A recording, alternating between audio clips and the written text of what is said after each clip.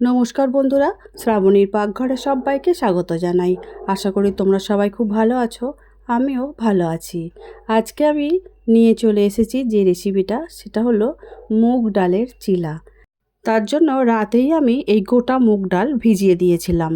ভালো করে ধুয়ে জল ঝারিয়ে নিয়ে আমি এবারে চলে আসব।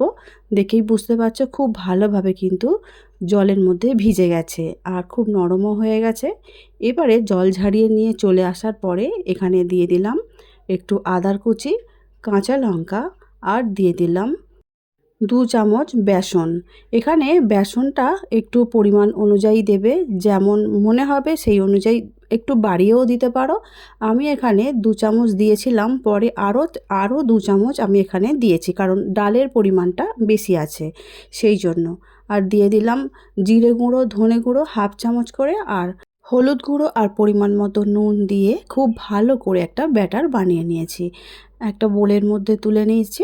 এই ব্যাটারটা অর্ধেক ব্যাটার আছে আর বাকি অর্ধেকটা আমি রেখে দিয়েছি, ওটা পরে বানাবো বলে। সেই জন্য আমি বললাম যে মুগ ডালটা নিয়েছিলাম তার জন্য আমাকে 4 চামচ বেসন নিতে হয়েছে।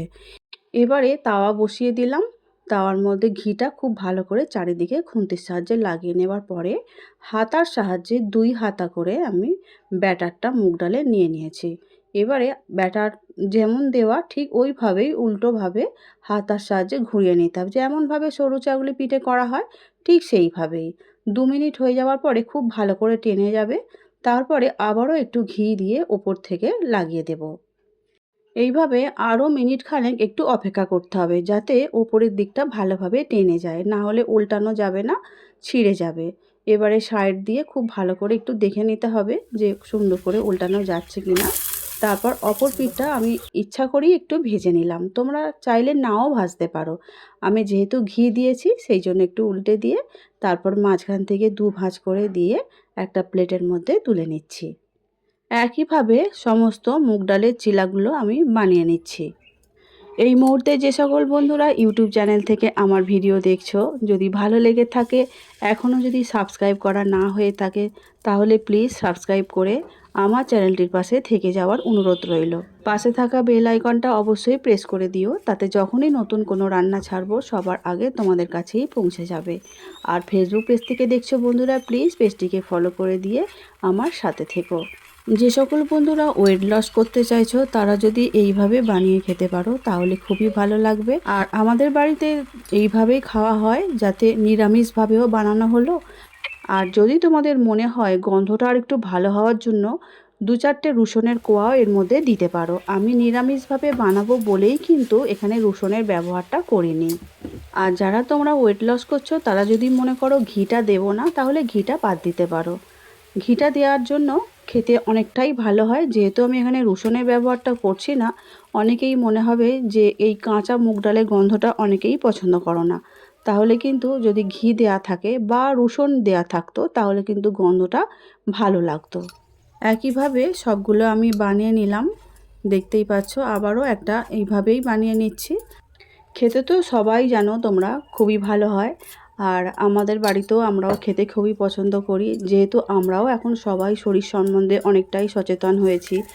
আর হবে নাই বা কেন বলো তো, এখন কিন্তু সবারই প্রায় ওয়েট গেইন হয়ে যাচ্ছে, যার জন্য শরীর ভারী হয়ে যাওয়ার পরে কি হচ্ছে, শরীরে নানা রকম অসুখ বিসুখ চলে আসছে। তবে এইভাবে যদি হালকা ফুলকা করে ব্রেকফাস্ট কিংবা রাতে ডিনারটাও খাওয়া যায়, অনেকে আমার বন্ধুরাও আছো তারা অনেকেই লাঞ্চের মধ্যেও এই জিনিসটা খেয়ে ফেলছে।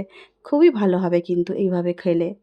তবে আমি একটা চাটনি বানিয়েছিলাম নারকেল আর টমেটো দিয়ে। সেই নারকেল আর টমেটোর চাটনিটা কম চিনি দিয়েই বানিয়েছিলাম, টকের ভাবটা একটু বেশি আছে। ওই চাটনিটা নারকেল দিয়ে কিভাবে বানিয়েছি আমি সেটা ভিডিওটা আমি পরে দেব। আচ্ছা, দেখো আমার নরম তুলতুলে চিলাগুলো কিন্তু সব বানানো হয়ে গেছে। এবারে একটা আমি সার্ভিং প্লেটের মধ্যে তুলে নেব। দেখেই বুঝতে পারছো কতটা সুন্দর হয়েছে, আর থলথল একদম থকথকে আর খুব নরম হয়েছে। গোটা মুগ ডালের চিলা আজকে আমার রেসিপিটা কেমন বানানো হয়েছে তোমরা অবশ্যই কমেন্ট করে কিন্তু আমাকে জানাবে। আমি এখানে টমেটো আর নারকেলের চাটনি দিয়েই খাওয়া দাওয়া করবো। তবে তোমরা যদি চাও এখানে ধনেপাতা চাটনি দিয়েও খেতে পারো, সেটাও কিন্তু মন্দ হবে না। এই রেসিপিটাই ডায়েটের কথা ভেবে তোমরা তোমাদের মতো করে বানিয়ে খেতে পারো, খুবই ভালো লাগবে খেতে। দেখেই বুঝতে পারছো আমি একটা ছোট্ট মতো লাস্টে বানিয়েছিলাম, যেটা সব শেষে একটুখানি ব্যাটার পড়েছিল, সেটা দিয়ে একদম নরম তুলতুলে হয়েছে। আর অপূর্ব অপূর্ব খেতে লাগছিল এই চাটনিটা দিয়ে। আজকের মতো আসছি, দেখা হবে অন্যদিন নতুন ভিডিও নিয়ে। সবাই খুব ভালো থাকবে, সুস্থ থাকবে। আমার ভিডিওটা এতক্ষণ ধৈর্য ধরে দেখার জন্য অসংখ্য অসংখ্য ধন্যবাদ আমার সব বন্ধুদের।